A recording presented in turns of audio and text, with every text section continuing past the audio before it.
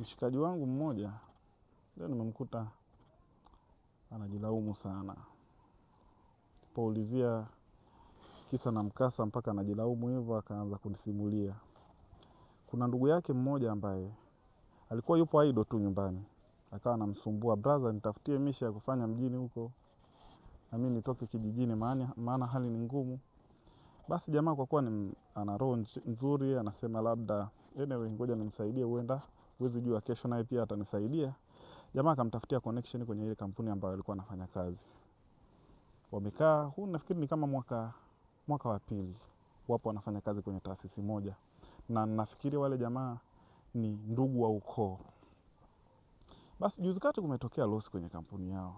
Kulipotokea losi pale, si unajua lazima kampuni kama kampuni inaanza kutafuta mchawi ni nani. Sasa mmoja ambaye alikuwa suspected ni huyo mshikaji sasa ambaye analalamika. Walipo trace kwa huyo jamaa ambaye walitegemea kwamba watapata information kwa sababu yule jamaa yeye anatoka kijiji kimoja na mshikaji. Wakamuita ofisini, wakamuuliza, bosi akamuuliza. Basi jamaa akafunguka bwana. Japokuwa amefunguka maneno ambayo hana uhakika nayo. Yeye alichokisema tu ni kwamba huenda jamaa anahusika kwenye losi hiyo, kwa sababu hata nyumbani kwao kwa sasa hivi kuna mjengo ambao anaendelea kujenga. Hivyo kwa namna moja au nyingine huenda jamaa anahusika. Kwa hiyo kilichotokea, it seems like hajanielezea kiundani kwamba kilichotokea ni nini, lakini inaonekana hii issue imemletea shida kwa sababu hata kazini kwenyewe kwa sasa hivi ameshasimamishwa. Kisa ni nini? Kisa ni huyo mshikaji wake ambaye alitegemea kwamba ni mshikaji, amemsaidia, amemleta mjini, amemtafutia mishe, lakini jamaa ndo amekuja kumsnitch na amemharibia kazi. Kwa nini nasema hivi? Nasema hivi kwa sababu kuna kitu ambacho nimejifunza. Mtu ambaye yuko kwenye position nzuri ya kukudhuru, mtu ambaye anaweza akakuangamiza kirahisi, ni yule unayefikiria ni rafiki, ni yule mtu wako wa karibu kabisa.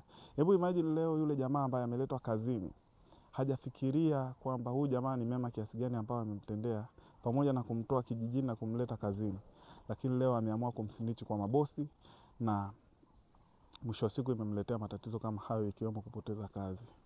Kwa hiyo tunapowasaidia hawa ndugu zetu, hawa marafiki zetu wa karibu, mimi nafikiri kwa binafsi yangu tuwe makini sana, na ikiwezekana msaidie, lakini usimweke sana karibu na wewe, kwa sababu in case of anything yeye anaweza akawa chanzo cha wewe kuharibikiwa. Lakini vile vile ni kwamba unapomsaidia mtu usitegemee kwamba, yani usiende kwa mentality ya kwamba kile nilichokifanya na yeye atakilipa hicho hicho. Hapana. Bahati mbaya sana ni kwamba wale ambao tunawasaidia, wale ambao tunaifanya migongo yetu, tunaitenga migongo yetu na kuifanya madaraja ya wao kufikia malengo yao, hao ndo wanakuja kutuumiza, hao ndo wamekuwa chanzo cha maumivu ya watu.